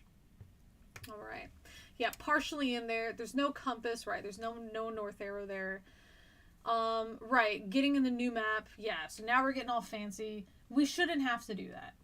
Okay? And it's the same idea. If I have to read your essay and then there's something you put in there, but you didn't reference it and it's not immediately understandable based on what you wrote, it's not something that should be expected to be common knowledge, then I would have to go do the research and then come back and say, okay, now I get it. Cool, I understand it now. I shouldn't have had to go out of my way to do that. Okay? It's kind of like when my students turn something in that is really bad handwriting. And I try to figure it out. I take a picture of it. I send it to some other teachers. Hey, do you have this student? What do you think they were writing here? I don't know. Yeah, neither do I. I don't want to give them a 0 on that. I'm not really sure. So I message the student, hey, what were you writing here? Or I just cover up the thing and say, okay, don't try to look at your writing. Read the question. What's the answer? I don't really remember. Okay, you get a 0 on this question. Whoa, teacher. Why do I get a 0 on this question? I wrote down the answer. No, none of us know. Okay, this question is known to you only of the past, right? So that I shouldn't have to go out of my way. If you answered the question in a simple to understand way, I would have been able to easily give you your points. I shouldn't have to go do that much work, right? In order to do that. Yeah, give them 100. No, I don't do that. Thankfully, I just told them, just turn this in digitally. That's all we do. We just turn stuff in digitally in my class. I don't want to deal with all this extra paper. I'd be a bad geography teacher if I kept asking you to waste paper. And I don't have to deal with anybody's scribble writing. I let them know, hey, your teacher gets migraines. That's not your fault, but please, be kind to me and don't make me focus in on what you wrote, so I can, get myself a migraine. Now here's another one. It's also another map from South America. It's a different map. Figure it out. So, Chief, you asked what grades do I teach? So I teach students between the ages of about 14 and 19, because I have had some older students. These would be, for some school systems, you would consider that high school. It might be considered sixth form, I think, for the UK. I thought you were a French teacher. No, I'm just... Sorry. We keep talking about my hat today. We had another live stream earlier. No, this is just my look for today. I was going for something kind of like 90s cafe look today. No, I don't teach French. I don't speak French. I took German actually. And I don't live in France or Europe. I live in Korea. So it's just a hat today. But it's good to know that I could fake being a French teacher. Honestly, you get it, Queen. Thank you. Exactly. Okay. No reason not to look fabulous. I show up to my online classes because we're teaching from home, and I am dressed from head to socks in teacher-appropriate clothing. We are ready to go. I got my, lipstick over here, all of this other stuff. Hey, just because I'm doing this from home does not mean that I can't look fabulous, especially since I don't have to commute. I have more time. All right. I look very... I don't know how to pronounce that. Champs-Élysées? I'm not sure. There's a monkey on that map. Right, there's a snake in my boot. There's a monkey on this map. What else do we know about the map? I had the opposite problem in school. A girl in my class had absolutely gorgeous handwriting, but I couldn't read it. Embarrassing. Oh, that's too bad. I have had some students with really fantastic handwriting. Bless those children. What countries, though? Right. What's this? Okay, if you were to name this map, now, the north arrow, we don't have one. We don't really need one in this case because north happens to be pointing towards the top of the page. Would have been nice. What would you title this map?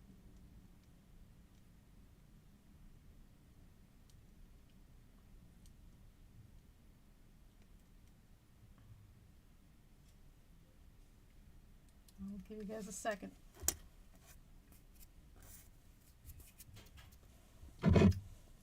No countries marked. That's okay. Maybe we don't need to know what countries they are, right? We saw the climate map. The climate map doesn't have countries. So remember, what are we trying to show? Okay. Right, what does it show? There's no areas. There's no monkey borders. That's true, especially for parts like this where it's nature and nature. Where does this end and where does this begin? We've got, yes, see, thank you. So I told you I'm not the French teacher, Chief. I took German, and you gave us a nice umlaut O so we can say monkey. Water is not blue. That's true, but we're not really showing any water as well. So that's okay. Typically, when we are just showing like a big continent, we do leave the rest of it white. That's okay. If we want to show water, water should be blue. That's how we want to remember it. If we want to show water, and we'll see one of those bad maps later. It shows monkeys, and I think that's the right answer. That's true, but which monkeys and why? So would we just call this the monkey map of Central and South America? We could. But what is it? Are they the most endangered monkeys in this area? Are they the most prominent monkeys in this area? Are they the most delicious monkeys in this area? What are we showing? Are they the smallest monkeys in this area? The most well-known monkeys in this area? Because we got this howler monkey hanging out over here. What are we showing this, right?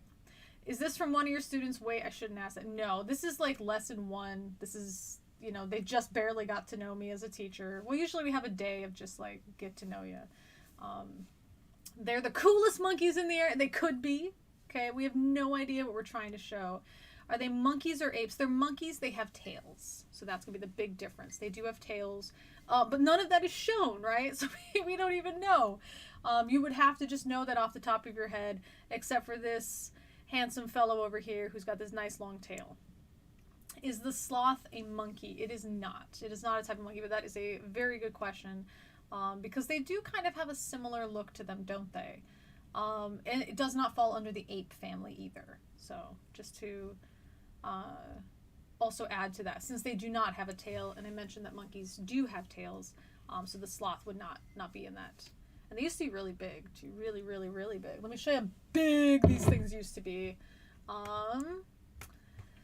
Giant sloth human size comparison. Isn't that monstrous? Look at this. And this is assuming the person is 1.8 meters tall. Okay. And thankfully, as far as I guess we could tell, they didn't eat anybody. But yeah, some of these are pretty massive. And there's us little guys. So this is real, but thankfully not alive anymore. So these definitely went extinct. There is no connection between humans populating the Americas and the extinction of these giant sloths. They perhaps just died out due to habitat changes, climate changes. It could be that humans alter the habitat. There's not really any evidence that we necessarily hunted them, though, so it's kind of interesting. How do we get them back? You want one? I don't know. What would you do with it? Maybe you can join us, Chief, when we talk about the Book of Enoch, because we did talk about like these giants and what happens when we get too many giants, and the big issue is how do you feed them. All right, so hopefully we can understand that this map it's cute. That's it. Doesn't really tell us anything. This map. Oh, it's like nails on a chalkboard, this map. Can anybody tell me what is wrong with this map? Ugh. Ugh. I'm so mad at this map. Ugh. Let's have something. You could ride it like a horse, I suppose, but it would be pretty difficult to get all of this. They found a new well-preserved woolly rhino. Yeah, I saw that. This map is very ugly, okay? Now, we don't want to map shame. Well, we do want to map shame. I take that back. What is ugly about this map? What country is between Hungary and Moldova? Are you talking about this one here? This is Romania. Why did they stick it out here? I have no idea. Same with Bulgaria. There's plenty of space. You know, you guys could have put that in there. Look at Slovakia. It's all small, but they put it in there. How come they didn't put Romania? I don't know. It's looking like a hot mess. How come only some of the countries are colored? That's a good question. So if we look at the title, which is in the bottom, it's Eastern Europe. That's why they're colored. Okay, that's what's going on here. Why is the water not blue? Exactly. Okay. Why are the names there? Because that's what we're looking at for the names of the countries. Okay. And we're really just looking at these countries here. So that's why we don't see any real distinction, like hard borders between like Germany and Denmark, for example. Is Russia not in Eastern Europe? That's a great question. The way that I describe to my students is Russia is its own planet. Okay, Russia's by itself. It may as well be 8 continents. The 8th continent is Russia. It's its own thing. Depending on, now why do we group stuff together? You have to think about that. Why are we grouping anything together anyway? So it could be that there might be cultural similarities, government similarities, religious similarities, similarities in geography, similarities in climate, so on and so forth. So for those reasons, Russia may be included, it may not be included. Okay. If we're talking about maps of like the old Soviet Union, yeah, of course we're going to include Russia. If we're talking about certain types of maps of genetics and Denisovan DNA, we're going to include the eastern part of Russia. So Russia gets included just kind of depending on what the map is trying to show. The way that we also talk about it in history is that the Soviet Union had taken over Eastern Europe, as if to say that Russia is its own entity. So I just tell the students in both classes, geography and history class, it's doing its own thing. Russia is like a sentient piece of land too. Like if you invade Russia, the Russians don't kill you. Russia kills you. The Russian winter kills you. So Russia does its own thing. Okay. Yeah. The most engaged I've ever been in class. I'm glad. I'm very glad. I hope you have time to join us later, Chief. This is sort of a regular thing we're starting here. We also have a history class as well. Yeah, so that's the big problem with this map is just, yeah, Romania and Bulgaria should have been labeled over here, but the big thing that's making the teacher die is the fact that all of these seas, for some reason, are black. But then look at the color of the rivers and stuff. Why are they blue? Doesn't make any sense. Okay. Now, we can all appreciate black, right? Probably shouldn't be on a map, though. All right. Yeah, the water inland is blue. Right, exactly. It's ridiculous. Absolutely ridiculous. Look at this one. Okay, we got a big title. Okay, cool. Tracking the West Nile virus. Very cool. Okay. So what are we trying to learn from this map? Before we pick it apart, what are we trying to learn from this map?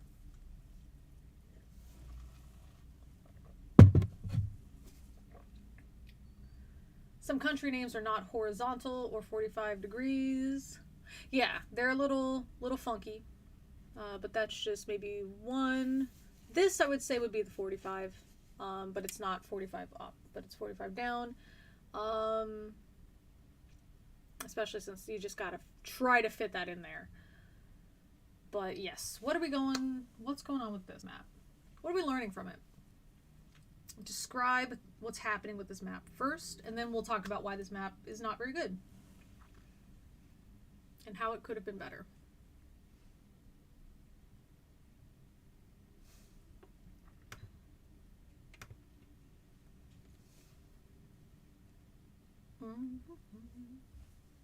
Give you guys some time. West Nile map says it tracks the virus. Cool. That's what we're doing, right? We're tracking the West Nile virus. How are we tracking it?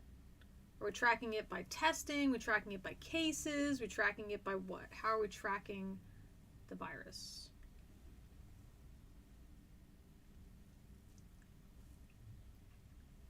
Can we say why it's bad now? We want to know what we're tracking. Okay, we want to know what we're tracking first.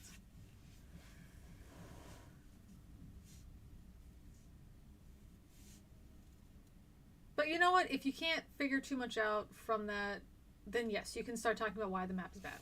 Okay, go for it. Confirmed human cases, right. So we're tracking the number of people with the West Nile virus, diagnosed with the West Nile virus, and their distance from this big river in the middle, the Mississippi River. What prisms are, we don't know. Exactly. Okay?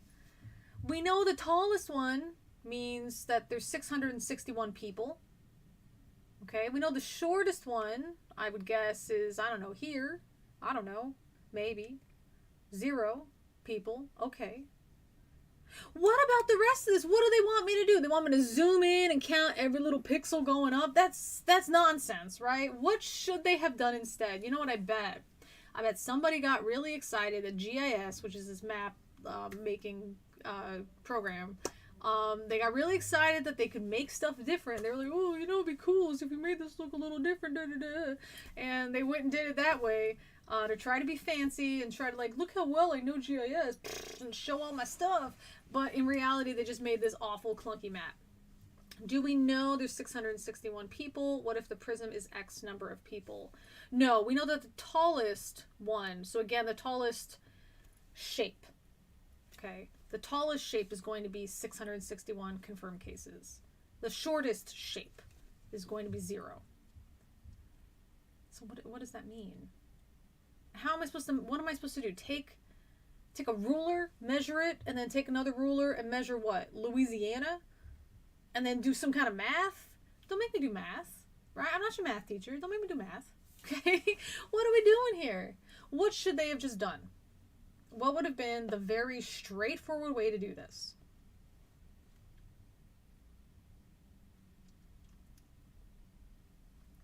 Can't see the actual height of several states. Right, that's the other problem, for sure. Because Louisiana is blocking all of these states, so we actually don't know how tall it is, and we're blocking these states back here, so we don't know how tall they are as well, right? Same with going on here with like Georgia and Kentucky and stuff. We don't actually know what's happening, okay? So what would have been the best way? If I want to show, because that's what they're trying to show, how many people were diagnosed with West Nile virus. Just a table with the states and confirmed cases would be better. Skip the map. Yeah, that would be great. They do want to show the distance from the Mississippi River. So they could have just written that on a table, right? Distance from Mississippi River.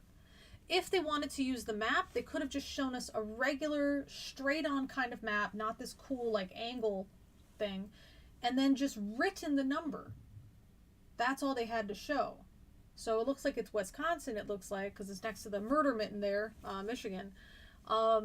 They could have just written 661 on Wisconsin. They could have just written however many people got the virus in Michigan and however many people got the virus in Texas. That's all they had to do. And they still could have used these colors. That's fine. There's nothing wrong with the colors. Nothing wrong with the concept. They want to show the closeness to the Mississippi River because we know that the virus is spread by mosquitoes. We know mosquitoes like to lay their eggs in water. So it makes sense that we want to know the distance from this water that seems to have some kind of connection to West Nile virus containing mosquitoes. So that kind of makes sense there. But if we wanted to leave it as a map, yeah, we'd just tilt it up, write the number, you know. Also, where's the actual river here on this map? That's a great question. Right? Where is the Mississippi? We know it's here somewhere because this is 0, but it could be here, couldn't it? It could be here. It could be, you know, where could it be? You know, what are we supposed to do? We're supposed to measure everything and then try to figure it out by average? No. Again, don't make me do math, okay? That's not what we're looking for. So this is, yeah, another example of it. What about this?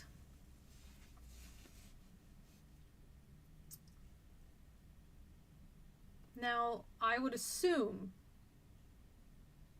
this map might be on a test or might be on a review for some students. But I wouldn't put it there. Why? What are some problems with this? If you were to see this on a test, you'd be like, wait a minute. You'd be kind of annoyed. Why? It is Canada, okay? That's true.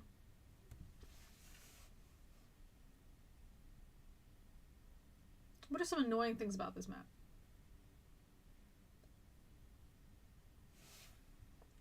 Knowing it's Canada, I'm guessing it's provinces. That's true. That's what I would guess as well. This is a provincial map. So let's think of what the questions might be, right? Identify what based on color. So they might have something like this pale yellow color and say, which province is this? However, doesn't this pale yellow kind of look like this pale yellow? So that would be pretty difficult, okay? This color might look like this color, especially if it's printed out on a test, you're sweating bullets, and, oh, you know, I know all of them, but I don't know, okay. No title, key, legend, area 3 is watercolored. That's the other problem, right? It's fine to use white as a color, that's fine, but we don't want it to match the background.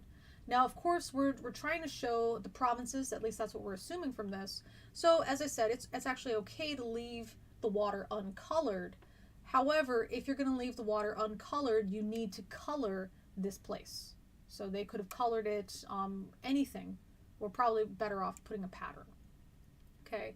What are the red dots? The province capital. It could be. It could be the province capital, which is kind of interesting because I don't actually see the capital differentiated, right? There's a province capital, but then there's no star. And then I also would wonder why it's 1, 2, 3, 4, 5, 6, 7, 8, 9, 10, 11. Why is it like this? Why not 1, 2, 3, 4, 5, 6, 7, 8? Why is it like that? So I would be kind of confused why it would be this way. And if it's just trying to, hey, can you name that province on a test, for example, we don't need any colors, do we? We would just say name province 1, name province 2, name province 3. We wouldn't even need these colors on there. So, why? And of course, you want to pick a color where you don't have to change colors, right? So we have this red square that we're assuming is going to be the capital cities of each of these provinces. But now we have a yellow square because this one is so dark. Why? Right? We have these pastel colors for everything else. Why do we have this neon magenta? Okay. So it's a bit weird. And again, it would probably be written down as, the red square indicates blah, blah, blah. Or what does the red square indicate? So you're a student trying to figure it out. But, oh no, there's a yellow square. Is this what the teacher meant? You're having such a hard time. There are a lot of students that freeze up on tests. And then there's a handful of students that actually experience test anxiety, where their anxiety levels are so high that they can barely function on a test. So as a teacher, it's my job to make my test as straightforward as possible so there's no question about what's going on. This would frustrate me on a test. Why would a teacher put this on a test? Why? This would frustrate me as a teacher. So why would somebody do this to their kids? This is like an act of Satan right here. You know what I mean? So what are you guys saying here? Red dot in area 2 is white, inconsistent. Yeah, it's actually yellow, which is a little interesting. On black and white print, it would be difficult to find. That's true, right? So if they're trying to do this for a test and they printed it out and it's black and white, we should have used those patterns, right? If they print it out, though, and it's not black and white, it's actually in color, unfortunately, sometimes the colors on the screen don't reflect the colors that are printed out. So we would end up with 6 and this province 9 being pretty much the same color. We would also possibly confuse colors 7 and 11 or 11 and 9. Possibly confuse 5, 1, and 4 as well. So that would be the problem. 12 and 2, 3 and 10, probably not. And 8, because they're obviously different. This glorious map. Does anyone love it? Let's just zoom in little pieces. Look at this thing. Having a good time with this map. But what makes this map difficult? Any guesses? What is making this map difficult? Let's see, dot 1 is bottom to the left, dot 3 is on the right side. So, yeah, the reason for that is because this would be, if we're talking about where the cities, the capital cities are located, that's why we're assuming these are capital cities. Because the capital cities, like in Regina, Saskatchewan, for example, it's located kind of close to the border of Canada and the United States. So this would be pointing out where they are. And we can actually just check that too, just so we're not making it up as we're talking about it. Political map Canada. And so, yep, we have here Regina, Winnipeg. Over here is, oh my goodness, something Voots or something for Nunavut. And here we have Victoria in BC. So that's why they're like that. The squares are supposed to indicate a special thing in that region. They're not supposed to be on the same side. So hopefully that makes sense. I love this map. Where are the dragons? Well, Darby dragons and Darby dragons. Sea dragons, anyway. That's fun. There's a lot of detail on this map, right? It's very busy. That's part of the problem. It's a very busy map. What is this map really trying to tell me?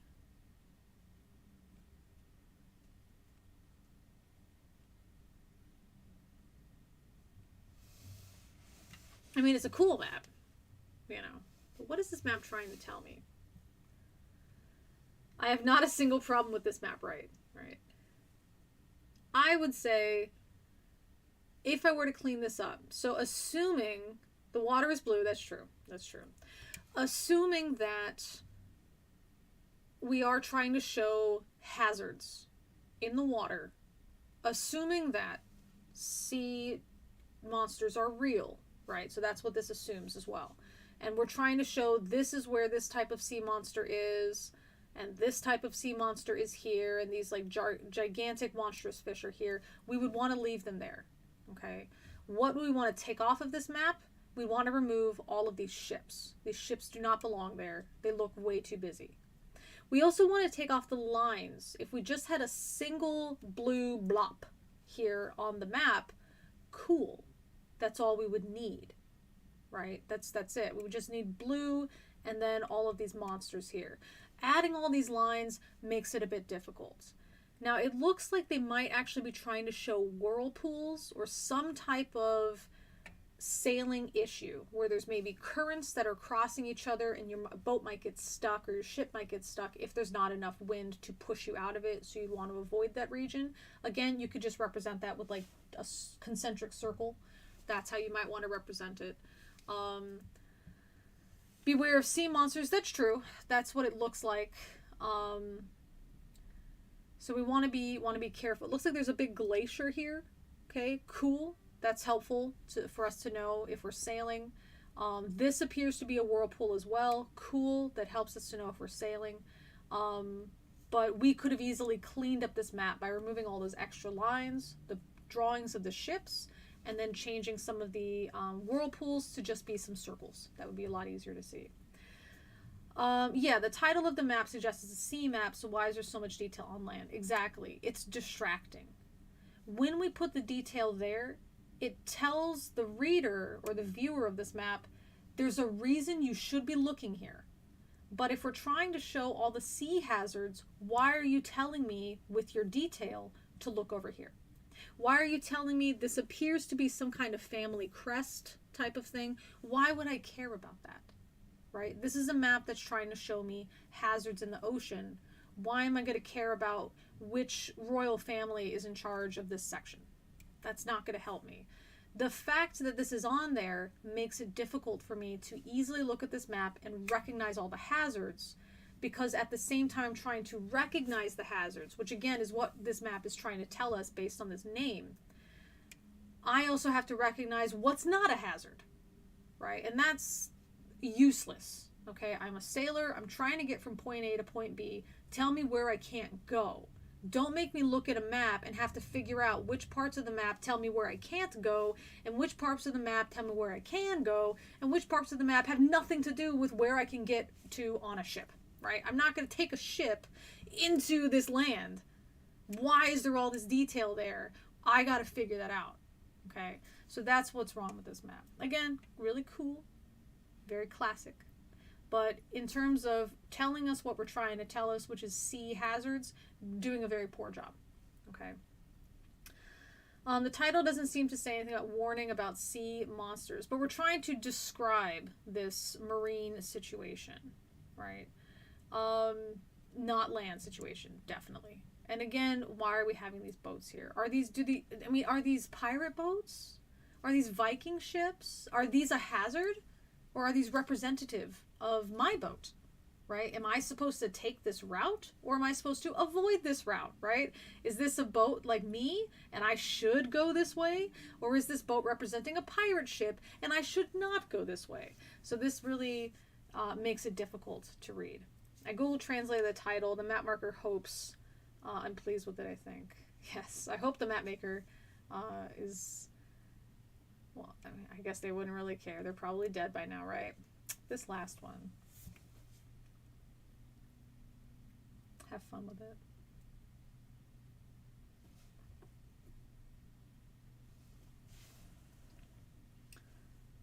My kitty is dreaming. I don't know what he's dreaming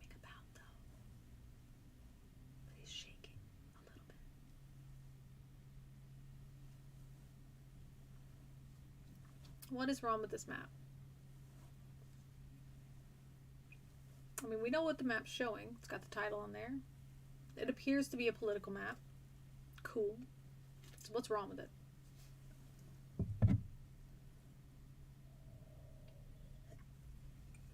Yes, this is Russia and my eyes hurt, right?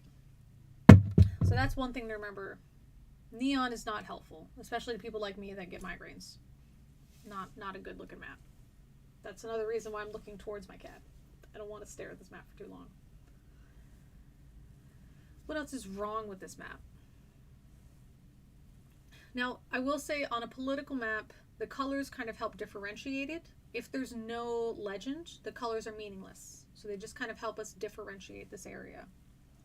Which kind of runs into a problem here, because this dark, neon magenta and neon fuchsia are so close together. That doesn't really help.